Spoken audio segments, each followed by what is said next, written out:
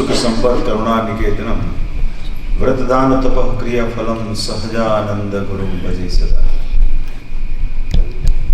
इष्टदेव परम कृपाळु भगवान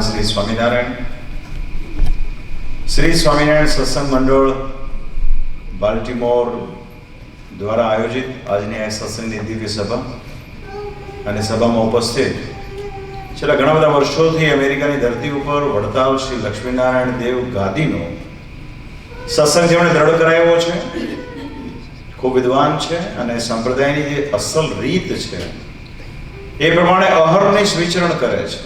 north east south waste everywhere અમેરિકાના તમામ વિસ્તારોની અંદર સમગ્ર વર્ષ દરમિયાન પોતે વિચરણ કરીને સત્સંગ કરાવે છે. અમારા ખૂબ સ્નેહી વિદ્વાન શાસ્ત્રી સ્વામી શ્રી રામદાસજી સ્વામી ઉપસ્થિત છે. સાથોસાથ ગઢપુર પ્રદેશના આગેવાન સંત છે, ખૂબ સારા વક્તા છે. શ્રીમદ ભાગવતજી હોય, શ્રીમદ સત્સંગી જીવન હોય, એની ઘણી બધી કથાઓ જેમણે કરી છે. આપણી સભાનું જેઓ સંચાલન કરી રહ્યા છે એવા વિદ્વાન શાસ્ત્રી સ્વામી શ્રી હરિપ્રસાદ સ્વામીજી ઉપસ્થિત છે. અને ધોલેરાના ખૂબ વિદ્વાન સંત, આમ તો ધોલેરાના સંતોની તો વાત શાસ્ત્રમાં ખૂબ લખેલી છે કે અન્ય ધામના એક સંત 100 જમાવણો ધોલેરાના એક જમાવણનું પુણ્ય ફળ સરખું થાય એવા ધોલેરા ધામથી વિદ્વાન શાસ્ત્રી સ્વામી હરિપ્રકાશદાસજી સ્વામી પધાર્યા છે. ખૂબ એમણે મદન મોહનજી મહારાજની સેવા કરી છે, પૂજા કરી છે અને રક્તના કણ કણમાં મદન મોહન છે. તો આ બધા સંતો દેવ નિષ્ઠા વાળા સંતો છે. આમના જીવમાં સ્વામિનારાયણ ભગવાનની દ્રઢતા, એની ઉપાસના, એની ભક્તિ, એનો ઉપદેશ એ બહુ ઠચીને ભરેલો છે. ઘણી વખત સભામાં અમે કહેતા હોઈએ છીએ, પણ એક વસ્તુ વાસ્તવિક છે કે જો તમારે તમારા ઈષ્ટદેવ સ્વામિનારાયણની નિષ્ઠા વિશેષપણે દ્રઢ કરવી હોય તો ભગવાન શ્રી સ્વામિનારાયણે આ ઘોર કળીકાળમાં જીવાત્માના કલ્યાણ માટે જે સંપ્રદાયની સ્થાપના કરી અને જીવાત્માના કલ્યાણ માટે વિદેશ ગાદીનો વિભાગ કર્યો અને મોટા મોટા મંદિરોના નિર્માણ કરાવ્યા, એની પાછળનો હેતુ કયો? મહારાજ કે મંદિરોના નિર્માણ એટલા માટે અમે કરાવીએ છીએ કે પાછળથી કદાચ ભક્તિ ઓછી હશે ને તો પણ ઉપાસના ટકી રહેશે. ઉપાસનાની દ્રઢતા માટે મંદિરો કરાવીએ છીએ. બાકી શ્રીજી મહારાજ કે અમે પોતે ત્યાગી છીએ પણ છતાં અમે ત્યાગનો પક્ષ મોડો રખાયો છે. કારણ કે અમે નોંધ્યું છે, અમે આખા ભારતનું વિચરણ કર્યું ત્યારે અમે જોયું કે બહુ વધારે પડતા ત્યાગી હોય ને એમાં પણ પાછળથી ભક્તિનો નાશ થઈ જતો હોય છે. એટલે મહારાજ કે કોઈ આમ ઢૂંઢિયાની પેટે સેવા કરે તે ન ચાલે. મંદિર કરીએ છીએ, ઠાકોરજી પધરાવીએ છીએ તો ઠાકોરજીના વાસ્તે બાગ બગીચા કરાવવા જોવે, એમના માટે ફળ ફળાદી વસ્તુ લાવવી જોવે, મંદિરના ઉત્સવમાં વાજિંદ્રા સહિત તમારે એમાં ભાગ લેવો જોઈએ, મંદિરને સાફ કરવું જોઈએ, વાળવું જોઈએ. આ છે કરવાથી આપણા અંતરમાં રહેલા ભગવાન રાજી થતા હોય છે ને જીવાત્માનું કલ્યાણ થાય છે. એવા ઉત્તમ ઉપાયથી મંદિરો કર્યા છે અને મંદિરોની અંદર પોતાના જ અર્ચા સ્વરૂપો પધરાવ્યા છે, પોતાના જ.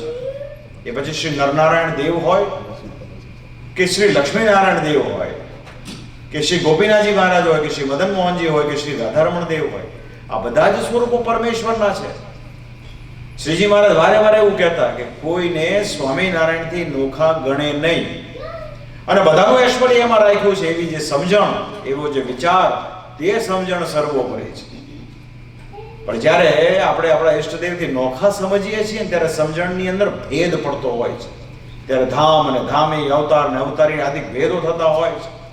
તે વડતાલના વચનામૃતમાં શ્રીજી મહારાજ કે પરમેશ્વરના અવતારને વિશે, પરમેશ્વરના ધામને વિશે જે ભેદ કરે છે, ગુરુદ્રોહી છે, વચનદ્રોહી છે, એનું ક્યારેય કલ્યાણ નહીં થાય. માટે સ્વામિનારાયણ સંપ્રદાયનો જે આશ્રિત હોય એણે પોતાના ઈષ્ટદેવની ખુમારી અને એની દ્રઢતા કેળવી હોય તો એણે શ્રીજી મહારાજે પધરાવેલા દેવની નિષ્ઠા રાખવી જોઈશે. જેનામાં શ્રી હરિ દ્વારા સ્થાપિત દેવોની નિષ્ઠા નથી એનામાં સ્વામિનારાયણની નિષ્ઠા થવી શક્ય પણ નથી. કેમ કે ભગવાન સ્વામિનારાયણે અતિ કરુણા કરીને મંદિરોની અંદર દેવ પધરાવ્યા છે. તો માટે વાલા ભક્તજનો, આમાંથી ઘણા બધા મોટા ભાગના સત્સંગીઓ હશો અને જે લોકો કદાચ ગુણભાવી હોય, ભક્ત હોય, એમને જાણ માટે કે આ બધા જ મંદિરો સ્વામિનારાયણ ભગવાને પોતાના સમકાલીન સમયમાં સ્વયં બનાવ્યા છે. પ્રથમ મંદિર અમદાવાદની વિશે કાલુપુરમાં શ્રી નરનારાયણ દેવનું બનાવ્યું એ મહારાજે સ્વયં જાતે મૂર્તિને બાથમાં લઈ પધરાવી એની છાતીમાં અંગૂઠો દબાવીને વચન આપ્યું છે તત્પશ્ચાત ભુજનગરને વિષય પર શ્રી નરનારાયણ દેવ પધરાવ્યા, અને ત્યારબાદ વડતાલની અંદર ભગવાન શ્રી હરિએ પોતાના ભક્તોનું શ્રેય થાય, કેમ કે ગુરુ પાસેથી વરદાન માંગેલું છે કે તમારો આશ્રિત અન્ન વસ્ત્ર ને આબરૂથી દુઃખી ન થવો જોઈએ, અને એટલા માટે શ્રી હરિએ વૈકુંઠમાં જે સાક્ષાત લક્ષ્મીનારાયણ છે તે જ લક્ષ્મીનારાયણ વડતાલ મંદિરમાં શ્રી હરિએ સ્વયં પધરાવ્યા છે. અને એનો મહિમા કીધો છે કે અમે પધરાવેલા લક્ષ્મીનારાયણ દેવના જે કોઈ દર્શન કરશે નિર્દોષતાપૂર્વક અને જે કઈ પ્રાર્થના કરશે એ આ લક્ષ્મીનારાયણ દેવમાં રહી અમોય ભક્તની ભાવના પૂર્ણ કરશે.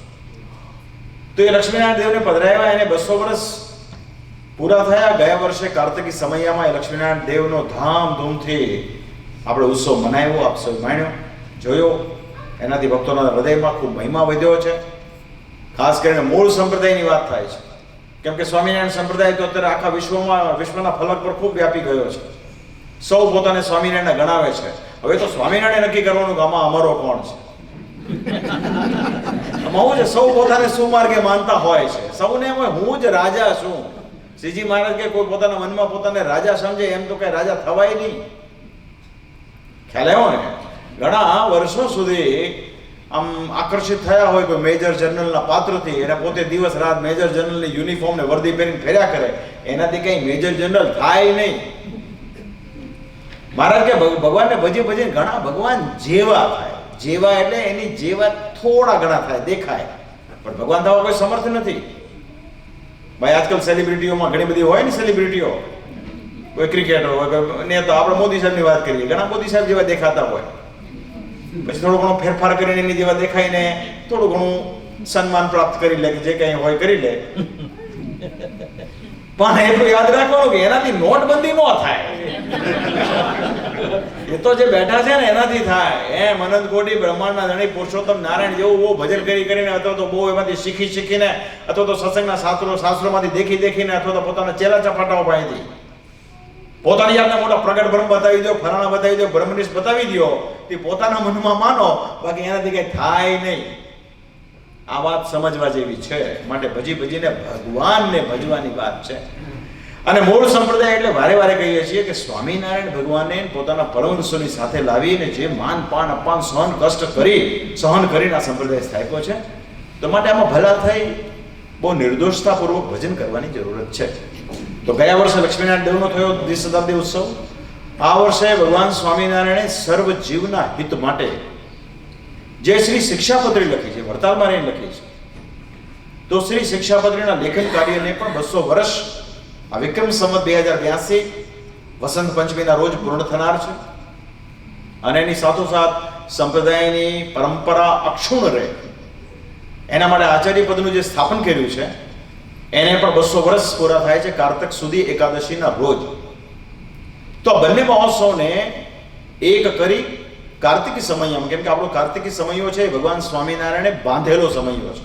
બાંધેલો ઇન ધ સેન્સ કે એમણે આનું રીત પ્રવર્તાવેલી છે.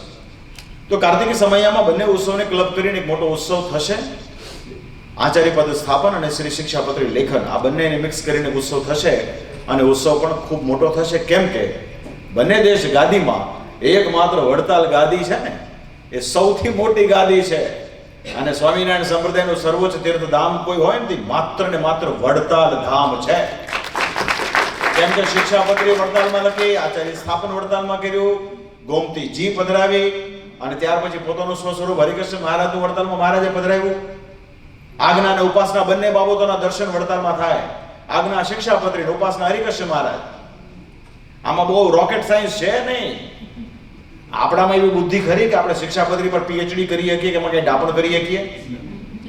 સદગુરુ મુક્તાન સ્વામીની આરતીમાં ફેરફાર આપણે કરીએ અને આપણે આપણી જાતને સ્વામિનારાયણને ગણાવીએ, એ તો મનને છેતરવાની વાત થઈ.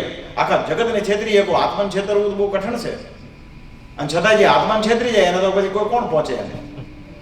તો વાલા ભક્તજનો, ઈશ્વરનો આ એક સંદેશ છે, ભગવાનને રાજી કરવા માટેની વાત છે. તો બંને ઉત્સવ થશે. આચાર્ય પદ શ્રી હરિ પધરાવ્યું છે એની પાછળનો હેતુ એવો છે ટૂંકમાં કે જે સંપ્રદાયનો અર્થ થાય ગુરુ પરંપરા, જેના સ્થાપકે જે સંપ્રદાયની સ્થાપના કરી હોય એ યાવત ચંદ્ર દિવાકરો સુધી એ પરંપરા કાયમ રહેતી હોય છે. બાકી કોઈ વ્યક્તિએ કોઈ એક પંથ શરૂ કર્યો હોય ને, પંથ કહેવાય. વ્યક્તિ વયા ગયા પછી પંથ પણ કાળક્રમે નાશ થઈ જતો હોય છે. તો આ સંપ્રદાયના પ્રવર્તક, ઉદ્ધવ સંપ્રદાયના પ્રવર્તક એ સહજાનંદ સ્વામી છે. એમણે આ સંપ્રદાય પ્રવર્તાવ્યો છે. પોતે બ્રાહ્મણ કુળમાં જન્મ્યા છે. અને જે સંપ્રદાયની અંદર ગુરુ મંત્ર અપાતો હોય, જેની અંદર મંત્રનું પ્રાવધાન હોય, એને જ વૈદિક કહેવાય. તો વૈદિક સંપ્રદાયની સ્થાપનાના હેતુથી શ્રી હરિ આ વખતે બ્રાહ્મણ કુળમાં જન્મ્યા છે. પોતે ઉત્તર કૌશલ દેશની અંદર સરયુ પારીને બ્રાહ્મણમાં જન્મ્યા છે. કૌથુમી શાખા છે અને સામ એનો વેદ છે. અને એ જ સ્વામિનારાયણ ભગવાને, પોતે તો નૈષ્ઠિક બ્રહ્મચારી છે, પણ એ જ સ્વામિનારાયણ ભગવાને સંપ્રદાયના હિત માટે સંતોની લાગણીને ધ્યાનમાં રાખી પોતાના કુળમાં 2 આચાર્ય સ્થાપ્યા છે અને 2 ગાદીની સ્થાપના કરી. હિન્દુસ્તાનના નકશાને દ્વારકાથી કલકત્તા સુધી આડી કાલ્પનિક રેખા ખેર કરી, ઉપર ઉત્તર નીચે દક્ષિણે 2 વિભાગ કરી પોતાના 2 ભત્રીજાઓને ગાદી સ્થાપ્યા છે. મોટા ભાઈ શ્રી રામ પ્રતાપજીના સુપુત્ર અયોધ્યા પ્રસાદજી મહારાજને અમદાવાદની ગાદી કહેતા નારાયણ દેવની ગાદી સોંપી, અને નાના ભાઈ ઈચ્છારામજી મહારાજના સુપુત્ર શ્રી રઘુવીરજી મહારાજને વડતાલ છે લક્ષ્મીનારાયણ દેવની ગાદી સોંપી અને એક દેશ વિભાગનો લેખ નામનો ડોક્યુમેન્ટ તૈયાર કર્યો. એમાં બધી વસ્તુની ડિટેલ છે. આનો બહુ મહિમા છે. આચાર્ય ગ્રહસ્થ છે અને કુળના છે એટલે એનો મહિમા અપરંપાર હોય. એટલે આચાર્ય ગ્રહસ્થ હોવાના કારણે આચાર્યના જે ધર્મપત્ની હોય એ બહેનો વિભાગને મંત્ર આપી છે. આ શ્રીજી મહારાજની મુખ્ય વાત. કેમ કે કળિયુગની અંદર પુરુષ જો સ્ત્રીને મંત્ર આપે તો ઘણા અનર્થો સર્જાય. એટલે સ્વામિનારાયણ સંપ્રદાયની અંદર મૂળ વાત છે. હા, આમાંથી જેણે દેશી કાઢી છે, દેશી એટલે નકલ જેણે કરી છે, એ બધા સાધુ સંતો દ્વારા પ્રવર્તિત કહેવાતા જે છે, એમાં બહેનોને મંત્ર કોણ આપતું હશે એ એક મોટો પ્રશ્ન છે. તો શું બહેનોને મંત્ર લેવાનો અધિકાર નથી કે એમણે ભગવાનને ભજવાનો અધિકાર નથી? તો આવી બધી બાબતોથી પ્રશ્નો ઉપસ્થિત થાય. એટલે મૂળ સંપ્રદાયની અંદર આ બધી વાતો છે. એટલે આચાર્ય સ્થાપન એટલા માટે છે. આચાર્ય છે પુરુષોને ગુરુમંત્ર આપતા હોય છે અને આચાર્યના ધર્મપતિ બહેનો વિભાગને આપતા હોય છે. અને આ ગુરુમંત્રના જપ વડે કરીને અંતર કમળમાં પરમેશ્વરનું દર્શન કરવું હોય તો આ મંત્ર વડે કરીને થાય.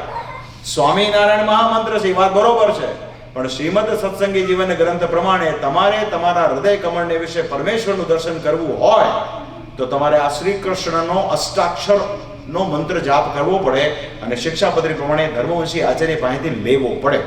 જ્યાં સુધી તમે મંત્ર લેતા નથી ત્યાં સુધી તમે સત્સંગી ખરા, પણ પાક્કા નહીં. પાક્કા સત્સંગી ત્યારે ગણાવો કે જ્યારે તમે ગુરુ મંત્ર લીધો હોય. આમાં કોઈ કિંતુ પરંતુ કે ઓપ્શનલ છે નહીં, આ કમ્પલસરી વસ્તુ છે. તો આ બધી વસ્તુનું ખાસ કરીને કાળાંતરે શું થાય કે હો પોતપોતાનું લઈને બેઠા હોય તો પોતપોતાની વાત કરે ને. આપણે હું કાઠિયાવાડમાં છે ને, કાઠિયાવાડી છે કે નહીં? આમાં અમુક કાઠિયાવાડમાં કેવું કહેવાય કે ભૂવો ધૂણે તો શું કરે, નાળિયેર ઘર બની ફેંકે ને. હવે મેં માની લો આ સત્સંગની દેશી કાઢી ભરતભાઈ અને હું મારું નાનકડું એવું સામ્રાજ્ય સ્થાપું તો હું તો પછી એ જ વાત કરું ને હરીભરીને. પણ સાચી વાત તો એ છે કે પરમેશ્વરને ગમતામાં જે રહી પરમેશ્વરની વાતને જે મુખ્યપણે લાવે છે ને એ જ સાચા અર્થમાં સાધુ છે. અને એ સાધુ તમારે ત્યાં આવ્યા છે. અને કોઈ તમારે કોઈ પોતાની વાત નથી કરી, એમણે જે કઈ વાત કરી છે દેવની કરી છે. ગોપીનાથ છે એ ગોપીનાથ કોણ છે? ગોપીનાથ આપણો પ્રાણ છે. આપણને ગોપીનાથમાં લગાર માત્ર જો કઈ આગળ 19 થાય તો સમજવાનું કે આપણે સ્વામિનારાયણને ઘણું છેટું થઈ જાય. કેમ કે સ્વામિનારાયણ ભગવાન ગઢપુર દાદા બાપુના દરબારમાં વર્ષો સુધી રહ્યા. ગઢપુરે પોતાનું ઘર માન્યું અને ગોપીનાથજી મહારાજની મૂર્તિ છે એ મહારાજની મૂર્તિના સપ્રમાણ મૂર્તિ છે. એના તસવે તસુ માપ લઈને બનાવેલી મૂર્તિ. તો આ બધી બહુ અતિશય મહિમાવાળી વાતો છે. વડતાલની અંદર જે લક્ષ્મીનારાયણ દેવ છે સ્વયંભૂ ઉત્પન્ન થયેલા છે, એનો જબરદસ્ત ઇતિહાસ છે. તો જે લોકો સ્વામિનારાયણ સંપ્રદાયના અનુયાયી હોય એને આનું લક્ષ્ય રાખવું જોઈએ, આનો વિચાર કરવો જોઈએ. બસ એ હેતુથી આવ્યા છીએ. આજે બાલ્ટીમોર મેરીલેન્ડમાં આવ્યા. મુકેશભાઈ બધા બેઠા છે. અમારા ચિરાગભાઈ થોડા નાદુરસ્ત તબિયત હોવાના કારણે હાજર નથી રહી શક્યા. બીજા બધા ભક્તો બી ગયા વર્ષે એમને ત્યાં સભા રાખી હતી. એની પૂર્વે પણ એક હોલની અંદર સભા રાખી હતી. બધા લગભગ જોવું બધા મુંડી હલાવે છે, બધા એ વાતને એક્સેપ્ટ કરે છે. તો તમારો પ્રેમ, તમારી ભાવના, એની શ્રદ્ધાને અમે ખૂબ ખૂબ ધન્યવાદ આપીએ છીએ. અમારું એકમાત્ર લક્ષ્ય એક જ છે, અમને અમારા સ્વયં પ્રકાશમાન થવાની કે ઉપસવાની અમારે કોઈ કામના નથી.